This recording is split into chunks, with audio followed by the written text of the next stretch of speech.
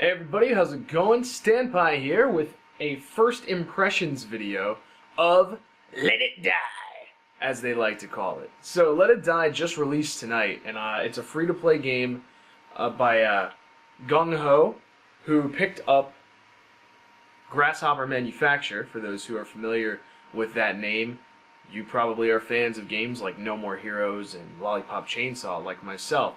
So knowing that this game was in existence, right, it was announced a few years ago to be a Sony PlayStation exclusive, I've been excited and waiting for it for quite some time, but I stayed away.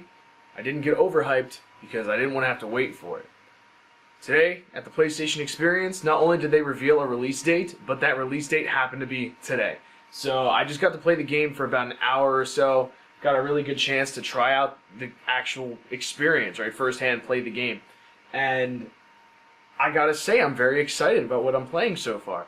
So to explain the gameplay in a nutshell, from what I've experienced, it is a very grindhouse, violent, what you'd expect from somebody like Suda51, who's the producer of the game. It's extremely over the top and stylish. Right? It's got the flavors of Western and Japanese all coming together at once. So it's an awesome experience already in that regard. The presentation's a lot of fun. As far as the gameplay, you're going to be climbing this Tower of Barb, which is essentially like a Tower of Babel.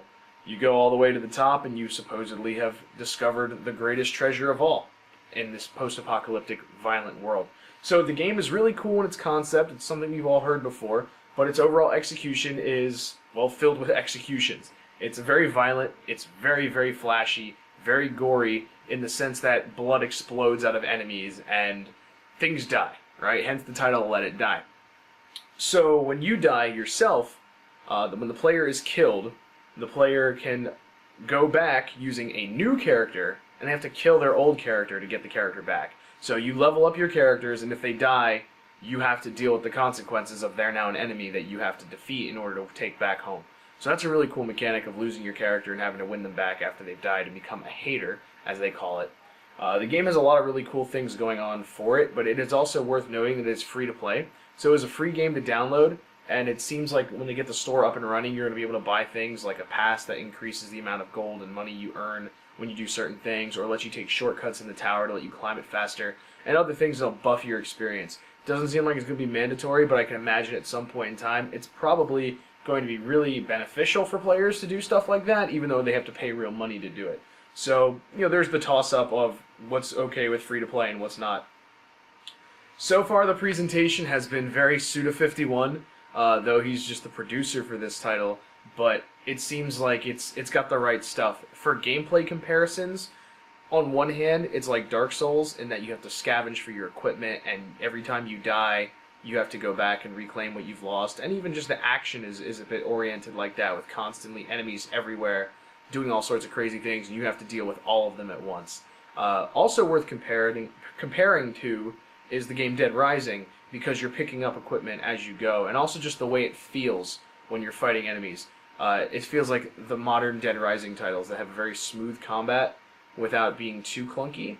The game lets you run around and roll. The way it displays your stamina meter is based on how fast the character's heart is beating and what color it changes to.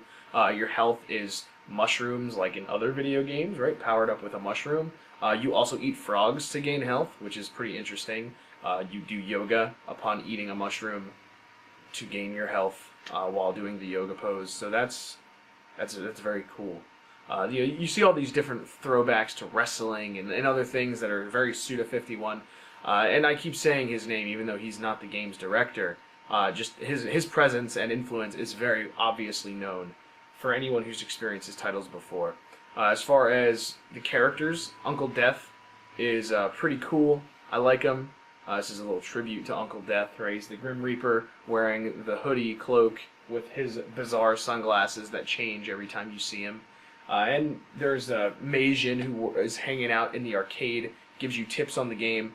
It's a very culturally aware game as far as the gamer culture, in terms of people who play like fighting games and people who like Japanese titles, but also like Western stuff, something you'd see on the West Coast, like especially if you're going through some arcades in LA. It has that feel to it. I like it a lot so far.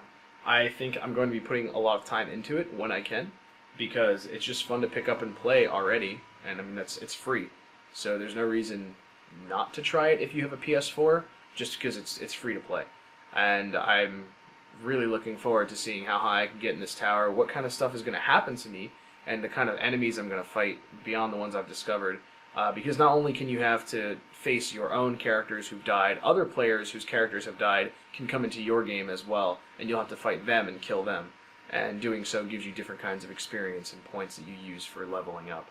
It's got a similar leveling up system to Dark Souls in that every time you level up, it counts as every time you invest a stat, that counts as a level, and you can pick which stat you put it into. Your weapons do have durability, kind of like in Dead Rising, where they break over time, so you have to keep finding new ones, or just use your fists. When you're running, if you're holding the sprint, if you run for long enough, you can actually just press X to do a drop kick, which is, of course, a beautiful tribute to wrestling, but also a very handy move that does a lot of damage. So I like doing the drop kick just as my my grand entrance in a new area. Overall, like I said before, pretty excited in just the hour or two that I got to play. I'm really liking it, and I'm looking forward to playing more of it. I love the style. I love that overall presentation that comes with a Suda51 game, even though this isn't a Suda51 game but produced by him. His presence is known. And, I mean, if you want to check it out, just download it. Let It Die. That's the whole title. So thanks for watching this video. I will see if I can say a little bit more about it in the future after I've played more of the game. I also will see about maybe doing additional first impressions of games. So thank you very much for watching. This is Standpie, and this is my first impression of Let It Die.